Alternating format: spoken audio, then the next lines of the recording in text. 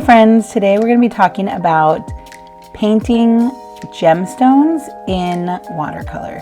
Specifically, we're going to be thinking about how to draw complex objects like gemstones, rhinestones, things like that have a lot of reflections, lots of different values, darks and lights, and also facets, so like different surfaces.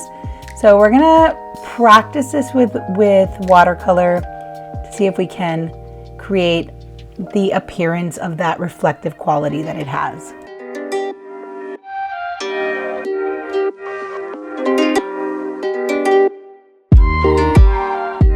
So I really wanted to try to break down the process for how I painted these stones in the most simple or logical way, and you'll see through this video, especially this one, which is pretty much real-time painting, that I start the same way every time. So usually I'll start with the light color, and I do that with a light wash of color, and during this stage I'm mostly just laying down the general shapes that I see, but I'm trying to avoid any really bright areas that reflect a lot of light.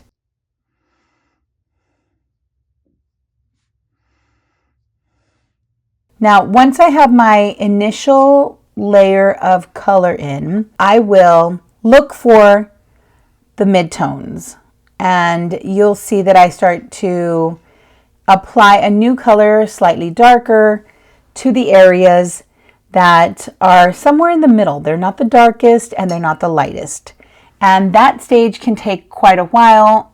After midtones, I like to use darker values, darker colors to create the shadows. Usually I do this in a couple of layers. I'll use a darker version of that color, maybe something in this case like purplish, maroon, something in that area. I'll choose the darkest color that I can find for the most evident shadows.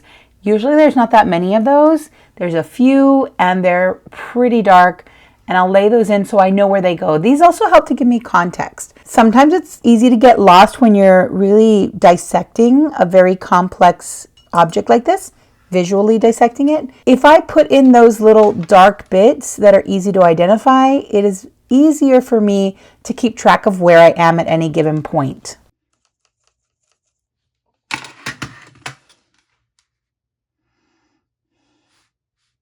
Now I like to go back and revisit the midtones at this stage, and this is probably the most time-consuming part. I will revisit this over and over until I feel like I have all of them in there and all the layers that I need. So this is kind of like an ongoing process throughout. I'll sometimes go back to light and I'll sometimes go back to dark, but then I come back and revisit the midtones.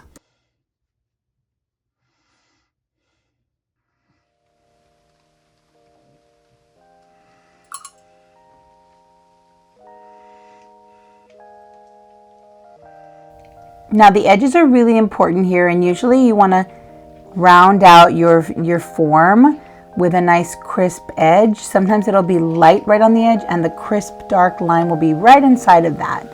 But I also like to include a little bit of a cast shadow, even though it's not that noticeable in the image, because it really helps the object to look like it's sitting on a surface. It looks like it is flat and it is solid. And when I'm reaching the end, I like to come back in and look at all of those shadows and lights again and see if there's anything that I missed. I add more complexity to the highlights and to the midtones and to the shadows if I see them.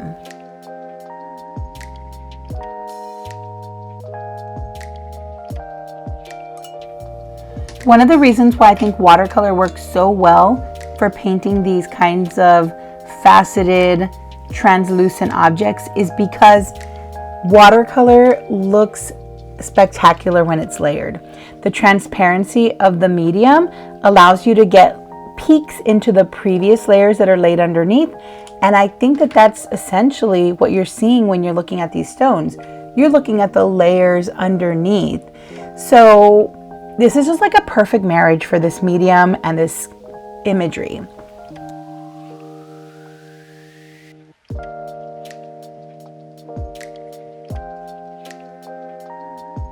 Now, even though I do think that watercolor works best for this, I did try this with water-based markers, which is a little bit different. I had to choose from the colors that I had, so I'm not able to mix my own colors, but the transparency of these markers allows us to layer them in a similar way to watercolor. So I can put down a color and then I can add a different color on top of it and slightly darken that section of the color when I've added a new layer of it. So for this example, I went through the same stages. I started with a layer of light color. I left a lot of it white because I am not able to remove it around after I've put it down. So more of this was white, but this initial layer is just the lightest values. And then as I go forward, I try to add in the midtones and I add in the darks. And I'm always trying to capture the general shape of each of those areas.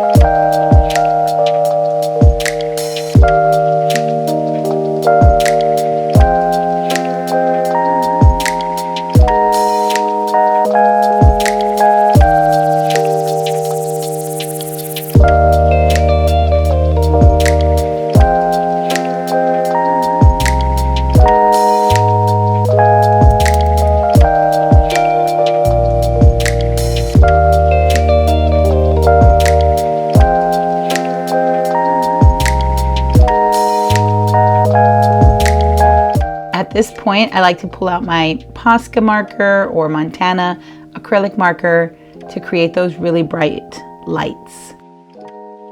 Sometimes this happens and you just got to work with it. Now, sometimes the acrylic marker will kind of like bleed into the water-based marker or even the watercolor sometimes, and it'll soften as it dries, which means it won't be as bright or intense.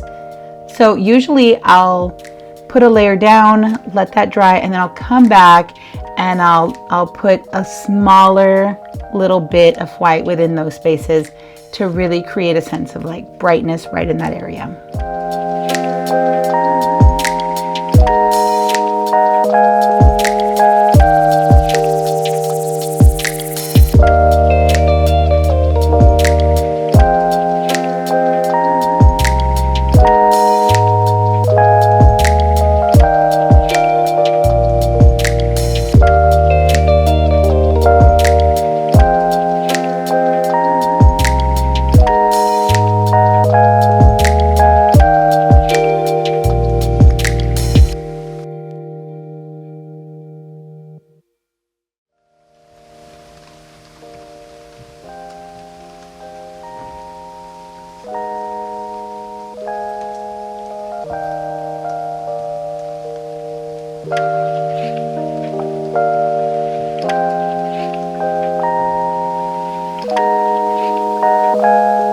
You can see that I tried it 3 different ways here. I tried it with acrylic gouache, I tried it with watercolor, and I tried it with marker. All of them had a little bit of acrylic marker on it. My favorite result was actually gouache with a little bit of color pencil on top of it.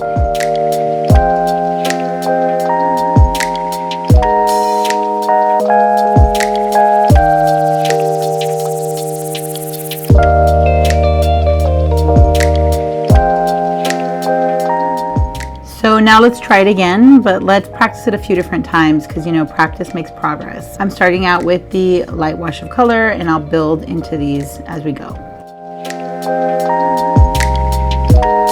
One of the things that I did have to do that you aren't seeing in this video is wait. Often I would put this aside and work on something else while I waited for that layer of watercolor to dry, because if I put it down right when it's wet, the watercolor will bleed into the previous colors. And if you want the bleed or you want them to blend, do that. Put it down while the color is still wet. But if you don't want to bleed, make sure that you let it dry between layers.